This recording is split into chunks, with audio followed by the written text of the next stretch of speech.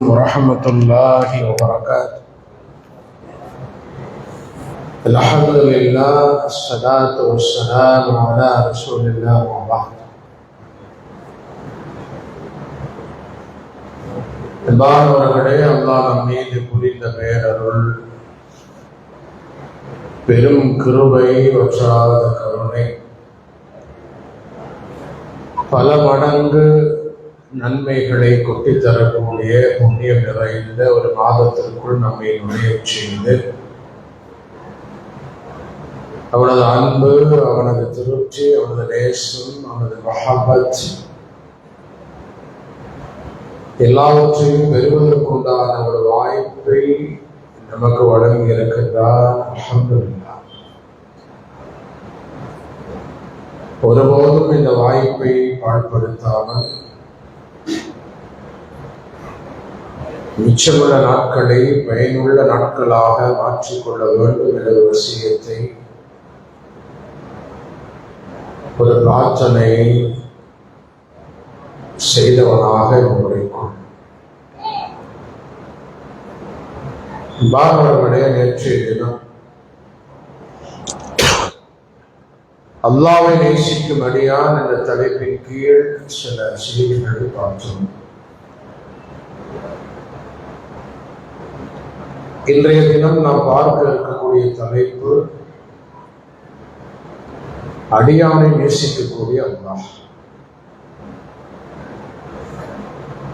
நாம் நேற்று பார்க்கின்ற பொழுதே சக மனிதர்கள் மீது நாம் வைக்கக்கூடிய நேசம்,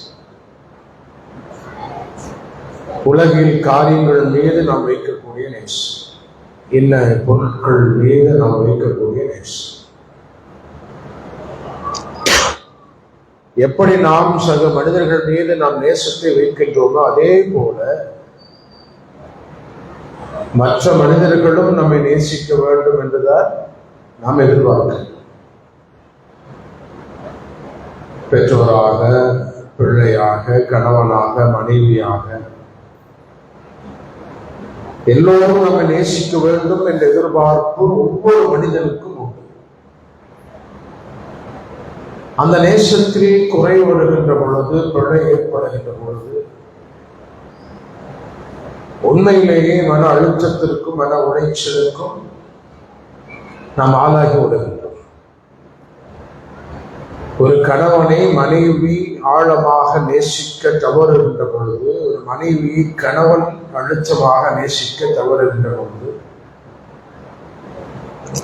பெற்றோர்கள் பிள்ளைகள் மீதோ, பிள்ளைகள் பெற்றோர்கள் மீதோ, நண்பர்கள் தங்களுக்கு இடையிலேயோ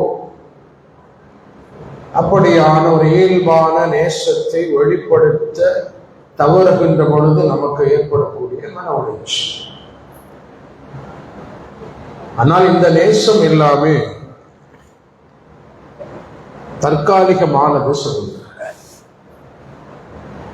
எந்த மனிதனாக இருந்தாலும் ஒரு 30, 40, 50, 60 வருடம் நம்ம நேசிக்கக்கூடிய இடத்திலே இந்த மண்ணிலே நடமாடுவார்கள். ஆனால் இப்படி நேசிக்கக்கூடிய மக்களுக்கு இடையே கூட பிரிவுகளும் பிளவுகளும் கூட ஏற்படும். 20 ஆண்டு காலம் இந்த பூமியில் தாம்பத்திய வாழ்க்கை வாழ்ந்து கணவன் மனைவி பிரிவதில்லையா? பிரிகின்றார்களா இல்லையா? ஏதோ ஒரு பிரச்சனை, அவர்களுக்கிடையே டிவோர்ஸ், தலாக், குலா என்று அந்த பந்தம் பிரிக்கப்பட்டு வருகிறது. அண்ணன் தம்பிகளுக்குடைய எத்தனை பிரச்சனைகள், சண்டைகள், சொத்திற்காக சகோதரனையே கொலை செய்யக்கூடிய அளவிற்கு கூட துவேஷங்களும், வெறுப்பும், பகைமை, குரோதமும் மலிந்து கிடக்கக்கூடிய இந்த உலகத்தில் நாம் வைக்கக்கூடிய நேசங்கள். பெற்றோர் பிள்ளைகளுக்கு கிடையே கூட பல ஆண்டு காலம் அம்மாவோடும் பாப்பாவோடும் பேசாமல் நடக்கக்கூடிய மனிதர்கள் வாழக்கூடிய பூமியிலே வாழ்கின்றனர். இப்படியான மற்ற மனிதர்கள் நம் மீது வைக்கக்கூடிய இந்த நேசங்கள் எல்லாம் அற்பமானது, தற்காலிகமானது, நிரந்தரமற்றது.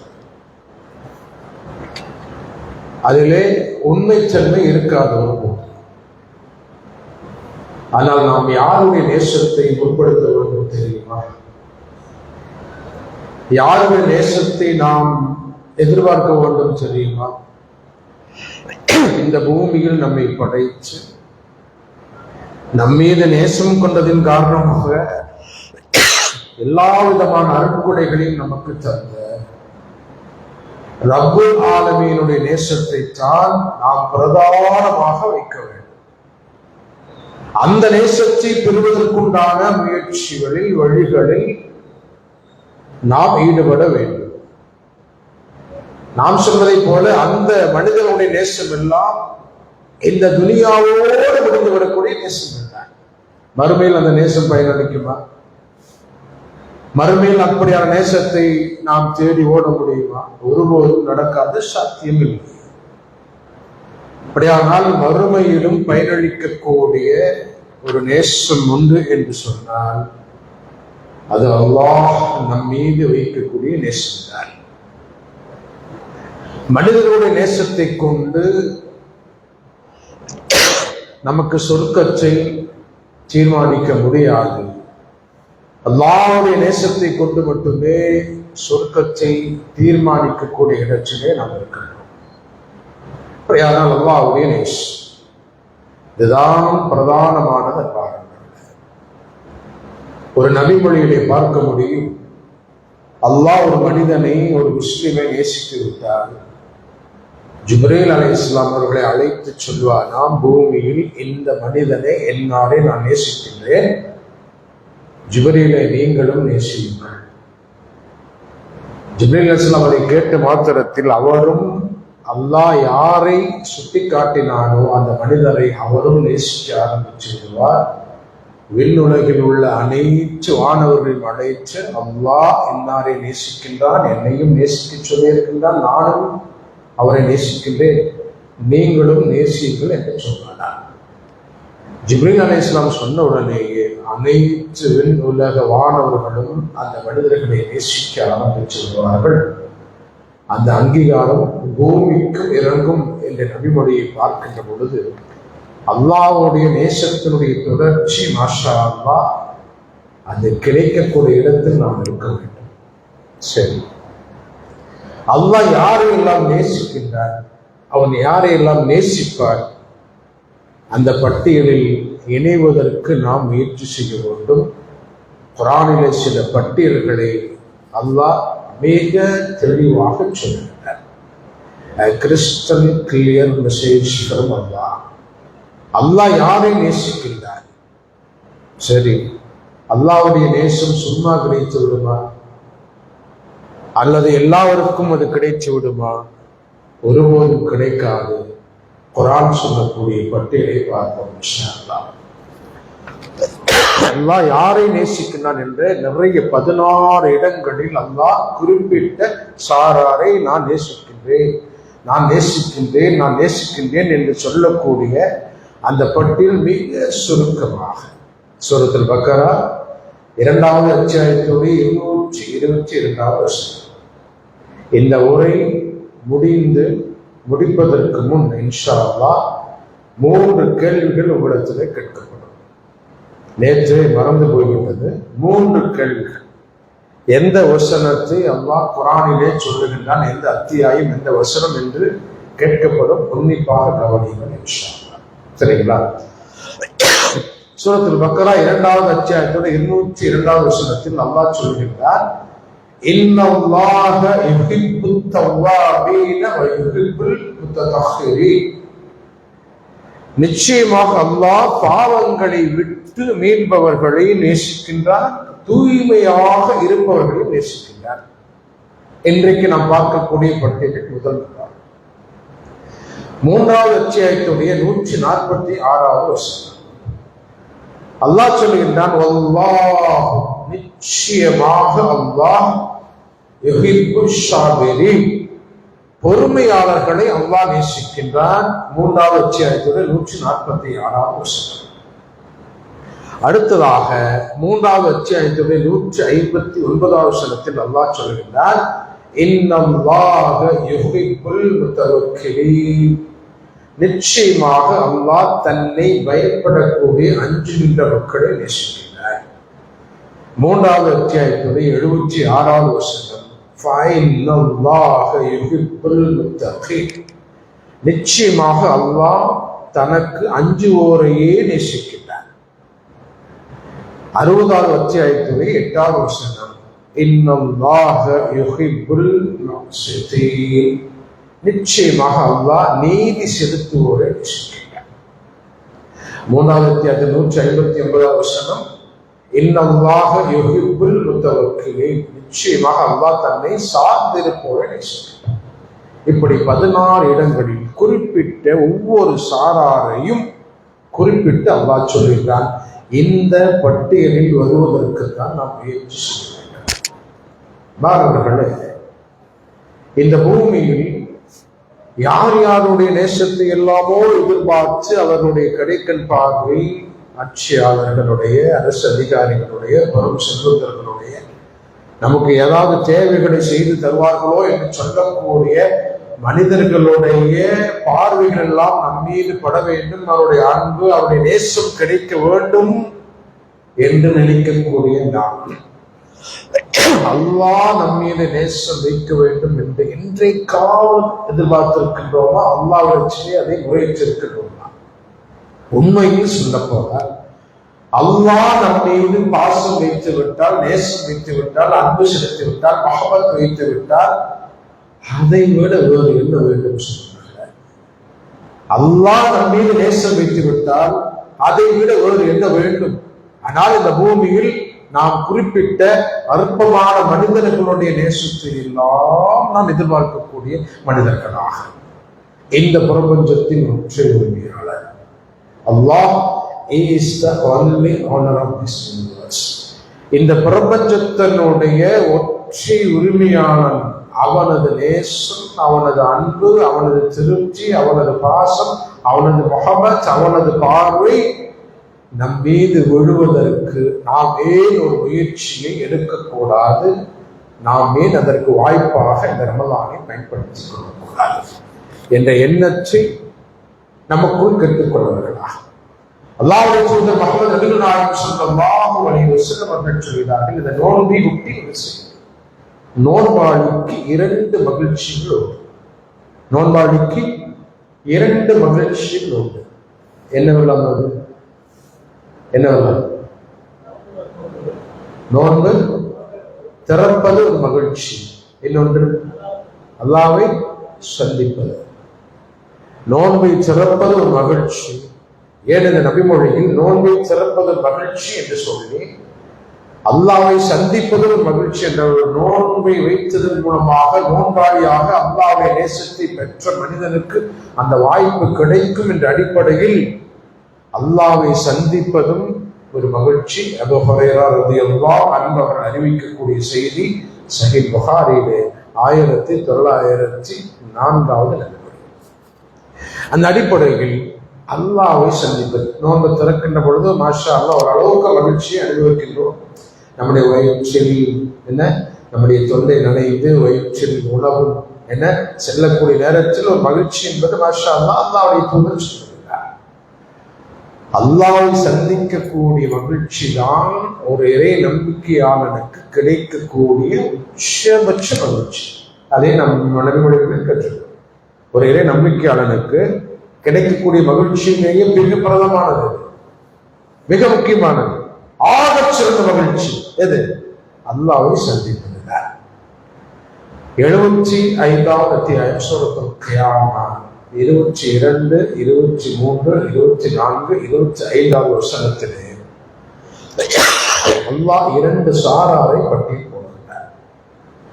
இந்த நபிமொழியின் மூலமாக வரக்கூடிய மகிழ்ச்சி என்று சொல்லுவாங்க, அல்லாஹ்வை சந்திக்கக்கூடிய மகிழ்ச்சி.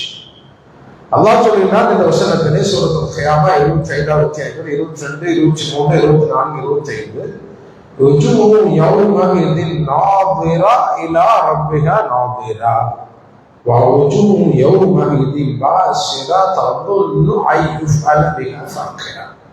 சுப்ஹானல்லாஹ், அல்லாஹ் முதலிலே சொல்கிறார் அந்த நாளில் சில முகங்கள் மகிழ்ச்சியோடு இருக்கும், மிக இன்பமாக குதூகலத்தோடு இருக்கும். தங்களுடைய இறைவனை சந்திக்க போகின்றோமே என்ற ஒரு மகிழ்ச்சியோடு இருக்கும் ஒரு சாரார். யார் இவர்கள்? வலதுகையில் பட்டோலையை வாங்கியவர்கள். அல்லாஹ் வலதுகையில் பட்டோலையை வாங்கக்கூடிய வாக்கியத்தை இந்த சபையில் இருக்கக்கூடிய நமக்கும் நமது குடும்பத்திற்கும் நசீபாக்குவாங்க. அடுத்ததாக அல்லாஹ் சொல்கிறான்,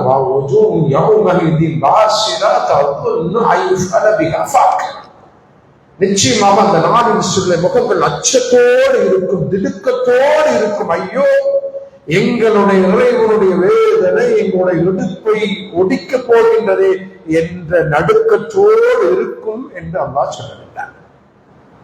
எந்த பட்டியலில் நாம் வர வேண்டும்? முதல் பட்டியலிலே வர வேண்டும். நோன்பை அதற்கான வாய்ப்பாக இன்ஷா அல்லாஹ் நாம் பயன்படுத்த வேண்டும். அடிப்படையில் சொல்பவர்களே, அல்லாஹ் மிக நேசமானவன். எந்த அளவுக்கு ஒரு கோத்திரத்தை சேர்ந்த ஒரு பெண் கைதியாக பிடிக்கப்பட்டு வந்த ஒரு கூட்டம், அந்த கூட்டத்தை சேர்ந்த ஒரு கோத்திரத்தை சேர்ந்த ஒரு பெண் போரின் சமயத்தில் அந்த கை குழந்தை, அவளுடைய சிறு குழந்தை தவறி போய்விட்டது. தேடிக்கொண்டே இருக்கக்கூடிய நேரத்தில் பால் மடி நிரம்பி சுரக்க தன் குழந்தைக்கு பால் கொடுக்க வேண்டும் என்று தன் குழந்தையை எங்களோடு தேடுகின்றான். கைதியாக பிடித்து வரப்பட்ட ஒரு கூட்டம். தன் குழந்தை கிடைக்காமல் கண்ணிலே பட்ட குழந்தைகளை எல்லாம் வாரி அணைத்து அதற்கு பால் கொடுக்கக்கூடிய ஒரு முயற்சியிலே மேற்கொள்ளுகின்றார் அந்த பெண். அந்த காட்சியை பார்த்து கொண்டிருந்த அல்லாஹ்வுடைய தூதர் முஹம்மது நாயகம் ஸல்லல்லாஹு அலைஹி வஸல்லம் அவர்கள் கேட்டார்கள், அந்த பெண்ணை பார்த்தீர்களா? அந்த பெண்ணுடைய பாசத்தை பார்த்தீர்களா? நடந்து கொண்டிருக்கின்ற பொழுது அந்த குழந்தை அந்த பெண்ணுக்கு கிடைக்க உச்சி முகர்ந்து வாரி நெஞ்சோடு அணைத்து அந்த தாய் அடைந்த சந்தோஷத்திற்கு அறவே இல்லை. சுப்ஹானல்லாஹ். அந்த காட்சியை காண்பித்து நபிகள் நாயகம் ஸல்லல்லாஹு அலைஹி வஸல்லம் சொன்னார்கள், இந்த தாயை விட பல மடங்கு 70 என்றும் ரிவாயத், 100 என்றும் ரிவாயத், பல மடங்கு தன்னுடைய அடியார்கள் மீது அல்லாஹ் நேசம் வைத்திருக்கின்றார் என்ற ஒரு செய்தியை நபிகள் நாயகம் ஸல்லல்லாஹு அலைஹி வஸல்லம் சொல்கிறார்கள். இன்னொரு நபிமொழியிலே அல்லாஹ் தனது அன்பை 100 மடங்கு வைத்திருக்கின்றான். 99 மடங்கை அல்லாஹ் தன் புறத்திலேயே தக்க வைத்துக் கொண்டுள்ளார். ஒரே ஒரு மடங்கை தான் இந்த பூமியிலே அல்லாஹ் என்ன உலகத்திலே விட்டிருக்கின்றான். அந்த ஒரு மடங்கு அன்புதான் ஜின்கள் தங்களுக்கு இடையே, மனிதர்கள் தங்களுக்கு இடையே, மிருகங்கள் தங்களுக்கு இடையே, பறவைகள் தங்களுக்கு இடையே, ஜீவராசிகள் ஊருணர் பரப்பனை என்றெல்லாம் உண்டோ அந்த ஒரு மடங்கு அன்பில் தான் இந்த உலகத்தில் வாழக்கூடிய மனிதர்கள் உட்பட அனைத்து ஜீவராசிகளும் தனது அன்பை வெளிப்படுத்துகின்றது. மற்ற 99 மடங்கை அல்லாஹ் தன் புறத்திலே வைத்திருக்கின்றார். சுப்ஹானல்லாஹ். எங்கே கிடைக்கும்? 99 மடங்கு இந்த பூமியில இறக்கப்படலைன்னு தெரியுது. எங்க கிடைக்கும்? அல்லாஹ்வை பற்றி நாம் நிறைய கேட்டு அல்லாஹ்வுடைய பண்புகளை பற்றி, சிஃபத்துகளை பற்றி, பெயர்களை பற்றி, அவனது என்ன எல்லா விதமான தன்மைகளை பற்றி, அவனை பற்றி எல்லாவற்றையும் கேட்டிருக்கின்றோம். அதில் பிரதானமானது அர் ரஹ்மான் அர் ரஹீம். பிஸ்மில்லாஹிர் ரஹ்மானிர் ரஹீம். அளவற்ற அல்லாஹ், நிகரற்ற அன்புடையோர், அவன் அருளற்ற அருளாளன். அர் ரஹ்மான், நிச்சயமாக அல்லாஹ் அர் ரஹ்மான் தான், மாற்று கருத்தே இல்லை. யாருக்கு ரஹ்மான்? அவர் யாருக்கு? பூமியில் உள்ள அவன் படைத்த அத்துணை படைப்புகளுக்கும் அருளாளன் தான். தன் மீது நேசம் கொண்ட மக்களுக்கும் அருளாளன் தான். தன்னை படைத்தவன் அல்லாஹ் இருக்கக்கூடிய நிலையில் அப்படி ஒரு படைப்பாளன் இல்லவே இல்லை என்று இந்த பூமியில் அநியாயம், அராஜகம், அட்டூழியம், அநியாயம் செய்து கொண்டிருக்கக்கூடிய அவ்வளவு மோசமான அக்கிரமக்காரர்களுக்கும் அருளாளன் யார்? அல்லாஹ். அதனால்தானே மோசமான ஆட்சியாளர்களுக்கும் பதவியை ஆட்சி அதிகாரத்தை அல்லாஹ் கொடுத்திருக்கிறார். ஆட்சி அதிகாரத்தை யார் கொடுக்கிறது? நாம நினைச்சிருப்போம் நாம ஓட்டு போட்டு தேர்வு செய்து அங்க அந்த மாநிலத்தை இவரு, இந்த மாநிலத்தை இவரு, அந்த மாநிலத்தில் இவரு, அதெல்லாம் இப்பொழுது நாம் நடத்தக்கூடிய விஷயங்கள். ஆனால் அல்லாஹ் தீர்மானித்து வைத்தது. வல்லாஹு யூதி முல்கஹு யஷா. ஆட்சி அதிகாரத்தை அவன் தான் நாடுகின்றான். சுப்ஹானல்லாஹ். ஆண் குழந்தை அவன் தான் நாடுகின்றான் சிலருக்கு, பெண் குழந்தை அவன் தான் நாடுகின்றான் சிலருக்கு, ஆண் குழந்தையும் பெண் குழந்தையும் ஒருவருக்கு அவன் தான் நாடுகின்றான் சிலருக்கு, சிலருக்கு குழந்தையே இல்லாத மலர்த்த நிலையும் அல்லாஹ் தான் நாடுகின்றான். அந்த அடிப்படையில் அநியாயக்கார ஆட்சியாளர்களாக இந்த பூமியில் வாழ்ந்தாலும் சரி, அல்லாஹ்வை முறையாக முற்றிலுமாக நம்பிக்கை கொண்டு இந்த பூமியில் வாழக்கூடிய முஸ்லிம்களை அழிக்க வேண்டும், ஒழிக்க வேண்டும் என்று கங்கணம் கட்டிக்கொண்டு தந்திரங்களையும் சதிகளையும் சூழ்ச்சிகளையும் செய்யக்கூடிய மோசமான மனிதர்களுக்கும் அருள் புரிவது யார்? அல்லாஹ். உயிரை கொடுத்தவன், ஆட்சி அதிகாரத்தை கொடுத்தவன், சொகுசான ஆடம்பரமான வாழ்க்கையை கொடுத்தவன், எல்லா விதமான என்ன காரியங்களையும் அவர்களுக்கு வசப்படுத்தி கொடுத்தவன். நாத்திகனாக இருந்தாலும் சரி, அவனுக்கு இணை வைக்கக்கூடியவர்களாக இருந்தாலும் சரி, அல்லாஹ் படைச்சிருக்க, அல்லாஹ் எல்லாவற்றையும் வழங்கி இருக்க, அல்லாஹ் அவனை பரிபாலிக்கக்கூடிய நிலையில் இருக்க, அல்லாஹ் அவனுக்கு இணை வைக்கக்கூடிய மாவாதம் முஸ்லிம் சமூகத்தில் மலிந்து போய் கிடக்கின்றது. சுப்ஹானல்லாஹ். இன்ன ஷிர்க லظுல்முன் அதீம். அல்லாஹ் சொல்கின்றான், பாவத்திலேயே பெரிய பாவம், அநியாயத்திலேயே பெரிய அநியாயம், நம்பிக்கை துரோகத்திலேயே பெரிய நம்பிக்கை துரோகம், விசுவாச மோசடியிலேயே பெரிய விசுவாச மோசடி அல்லாஹ்வுக்கு இணை வைப்பது. இணை வைக்கக்கூடிய மக்களுக்கும் அள்ளி கொடுத்திருக்கின்றானா இல்லையா? பார்க்கிறோம் துனியாவில். அப்போ அவன் அருளாளன், அவன் நிச்சயமாக அருளாளன். எங்கே? இந்த பூமியில் அவன் ரஹ்மானாக தன்னை வெளிப்படுத்துவான். தான் படைத்த அத்தனை மனிதர்களுக்கும் என்ன அவன் ரஹீமாக மாறுவான். எங்கே? அல்லாஹ் ரஹீமாக எங்கே மாறுவான்? சுப்ஹானல்லாஹ். எங்கே மாறுவான்? மறுமை நாளில் நிகரற்ற அன்புடையவனாக அல்லாஹ் மாறக்கூடிய ஒரு களம் உண்டு என்று சொன்னால், வறுமை நாளில் நிச்சயமாக இந்த பூமி ஒரு நாள் அழிக்கப்பட்டு எல்லா மனிதர்களையும் கொண்டு வந்து நிறுத்தி விசாரணை செய்து தீர்ப்பு வழங்கி என்ன அந்த தீர்ப்புக்கு பிறகு அவனது அன்பு வழிபடும் பாருங்களே. சுப்ஹானல்லாஹ். அந்த நேசம் எப்படியாக மாறி கிடைக்கும் நமக்கு? அவனது அன்பு எப்படியாக கிடைக்கும் நமக்கு? அவனது கருணை எப்படியாக கிடைக்கும் நமக்கு? அவனுடைய மஹபத் எப்படியாக திரும்ப கிடைக்கும் நமக்கு? எப்படி கிடைக்கும்? சொர்க்கமாக கிடைக்கும் இன்ஷா அல்லாஹ். அப்படியானால் இந்த பூமியில் அல்லாஹ்வை நேசிக்கக்கூடிய அடியானாகவும் நான் வாழ்ந்து, அல்லாஹ்வுடைய நேசத்தை பெறக்கூடிய அடியானாகவும் நாம் மாறக்கூடிய நேரத்தில் இன்ஷா அல்லாஹ் அப்படியான ஒரு வாய்ப்பு, சொர்க்கத்தை பெறக்கூடிய வாய்ப்பு, அல்லாஹ்வை சந்திக்கக்கூடிய வாய்ப்பு நமக்காக காட்சிருக்கின்றது. அதை ஆசை கொள்ள வேண்டாமானா, அதை எதிர்பார்க்க வேண்டாமானா, அதன் மீது ஆர்வம் கொள்ள வேண்டாமானா, அதன் மீது ஒரு வெறி வர வேண்டாமானா, அந்த ஆசையும் அந்த ஆர்வம் அந்த எதிர்பார்ப்பும் அந்த வெறியும் இருந்தால் ரமலானுக்கு பிறகும் இன்ஷா அல்லாஹ் எப்படி இந்த நோன்பு காலத்தில் பேணுதலோடு உறக்கத்தை துளைத்து உணவை தவிர்த்து இச்சையை தவிர்த்து கொஞ்சம் கூடுதலான பேணுதலான ஒரு வாழ்க்கை வாழ்வதற்குண்டான ஒரு பயிற்சியை நாம் பெற்றோமோ, அந்த பயிற்சியினுடைய வளர்ச்சி, அந்த வளர்ச்சியினுடைய முயற்சி இன்ஷா அல்லாஹ் ரமலானுக்கு பிறகும் தொடர வேண்டும் என்ற ஒரு சம்மதத்தை இன்ஷா அல்லாஹ் மேற்கொள்வோமா? அப்படி மேற்கொண்டால் அல்லாஹ்வுடைய நேசத்திற்குரியவனாக நான் என்னை மாற்றிக்கொண்டால், அல்லாஹ்வுடைய திருப்தி பெறக்கூடியவனாக நான் என்னை அடையாளப்படுத்திக் கொண்டால், நாம் நம்மை அப்படி அடையாளப்படுத்திக் கொண்டால் இன்ஷா அல்லாஹ் இந்த பூமியில் தான் ஏற்ற இறக்கங்கள் பொருளாதாரத்தில், தரத்தில், அதிகாரத்தில், ஆட்சி அதிகாரத்தில், படிப்பில், பதவியில், பிரபலத்தில், புகழில் என்று இந்த பூமியின் மேல்தளத்தில் நடக்கக்கூடிய மனிதர்களுக்கு முற்றிலும் ஏற்றுத்தான் இருக்கும். அல்லாஹ்வை மிக மிக மிக மிக அச்சத்தோடு, அல்லாஹ்வை நம்பிக்கை கொண்டு, அல்லாஹ்வை சதா சர்வகாலம் நினைவு கூர்ந்த ஒரு மனிதன் ஒரு சாதாரண ஓலை குடிசையில் இந்த பூமியில் வாழ்ந்திருப்பார்.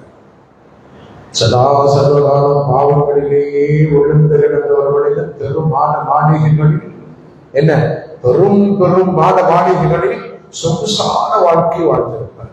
இதெல்லாம் எங்கேதான் இன்ஷா அல்லாஹ் வறுமை நாளில் சொர்க்கம் காத்திருக்கின்றது.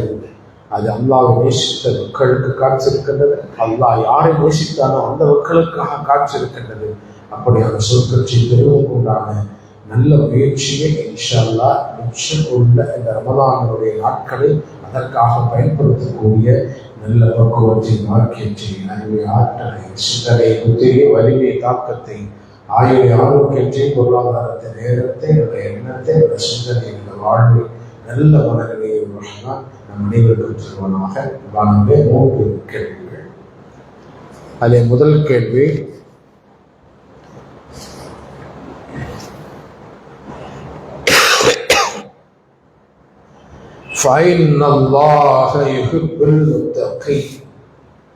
நிச்சயமாக அல்லாஹ் தனக்கு பயப்படுவோரையே நேசிக்கின்றான் என்று சொல்லக்கூடிய ஒரு செய்தி. குறிப்பா போன்ல எடுத்து வச்சிருந்தா பாருங்க, குர்ஆன் வசனத்தை போன்ல பார்த்து சொல்லுங்க. கையை தூக்குங்க, முதல்ல கையை தூக்குங்க. மாஷா அல்லாஹ், யாரெல்லாம் தெரியுமோ அவங்களாம் கையை தூக்குங்க. இன்ஷா அல்லாஹ் நாம செலக்ட் பண்றோம். சரிங்களா? சொல்லுங்க. 3வது அத்தியாயம் 100. அதை நான் மாற்றி சொல்லிட்டேன், திரும்ப சொன்னேன். அது சார்ந்து போறேங்கிற விஷயத்த சொல்லிட்டேன். பயப்படக்கூடிய மக்களே எல்லாம் சொல்றேன். அத்தியாயம்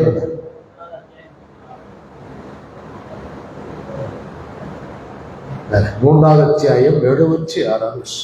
ஓகே, அடுத்த அல்லாஹ் சொல்ல, இன்னல்லாஹ யுஹிப்புல் முக்ஸிதீன், நிச்சயமாக அல்லாஹ் நீதி செலுத்துபவர்களை நேசிக்கிறார். நிச்சயமாக அல்லாஹ் நீதி செலுத்தக்கூடிய மனிதர்களை நேசிக்கிறார்.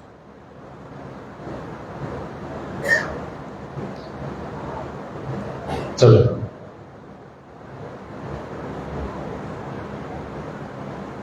அது இருக்கீங்களா? 60வது அத்தியாயத்துல 8வது அல்லாஹ்வுடைய தூதர் நபிகள் நாயகம் ஸல்லல்லாஹு அலைஹி வஸல்லம் அவர்கள் சொன்ன நபிமொழியை நாம் சொன்னோம்.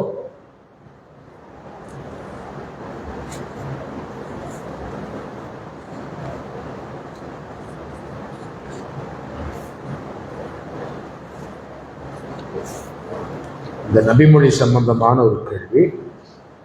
அல்லாஹ் ஒரு மனிதனை நேசித்து விட்டால் ஜிப்ரீல் அலைஹிஸ்ஸலாம் அவர்களை அழைத்து நேசிக்க சொல்வான் என்று சொல்லியிருந்தோம். அந்த நபிமொழியுடைய எண்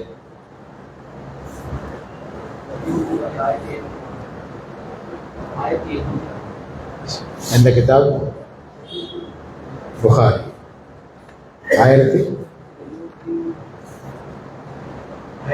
சாரி அந்த இதில் நோன்பாளிக்கு 2 மகிழ்ச்சி உண்டு என்று 2 மகிழ்ச்சியை சொன்னோம்.